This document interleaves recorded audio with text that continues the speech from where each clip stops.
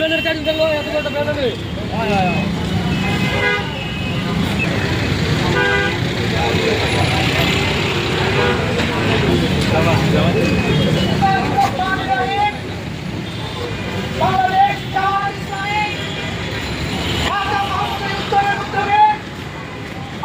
আজকের এই মানববন্ধন,